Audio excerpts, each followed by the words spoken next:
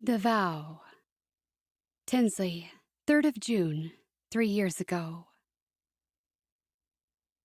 There are times in your life when you know everything has changed, and no matter what you do, you can never go back to who you were before that moment. For me, that moment happened when Jesse's large palm rested on my back, the warmth of him seeping into my bare flesh as he quietly led me to the area designated for dancing.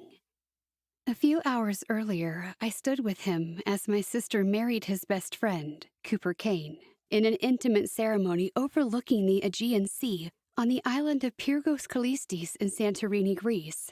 And now, there we were, the evening breeze mixing into the haunting strings of the guitar at their reception.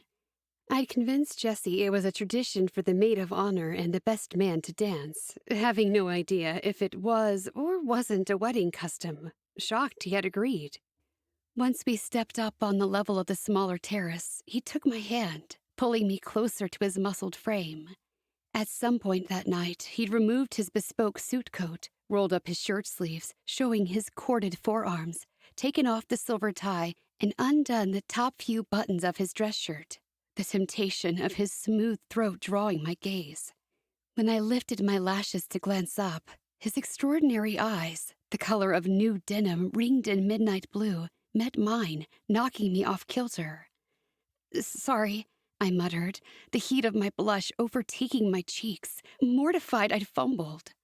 One side of Jesse's perfectly etched lips rose. "No need for apologies." I blinked at him. "Just put your arm around my waist and trust me, yeah?" Nodding, I licked my lips, a movement he watched before meeting my gaze once more, making my pulse race.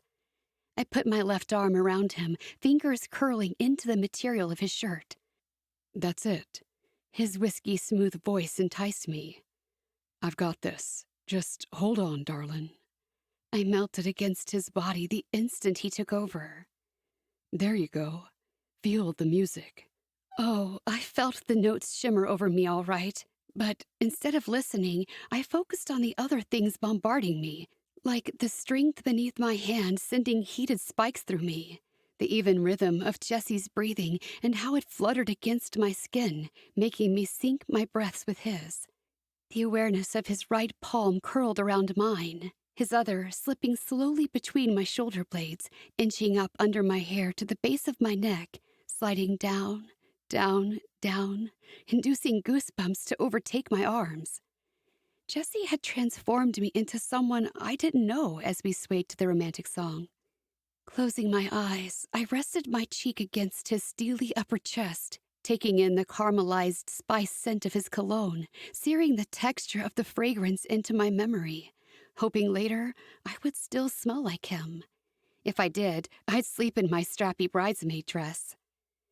While the vocalist sang about holding her just one moment more, the sound of crashing waves drifted up, swirling around us, turning everything into a symphony of sensations. I nuzzled into him, the tips of Jesse's blunt fingers pressed into my lower back, changing every part of me into a mixture of a blazing inferno and chills, a combination I'd never experienced before. My breath hitched when I felt his warm exhalation caress my neck. He'd lowered his head by my ear.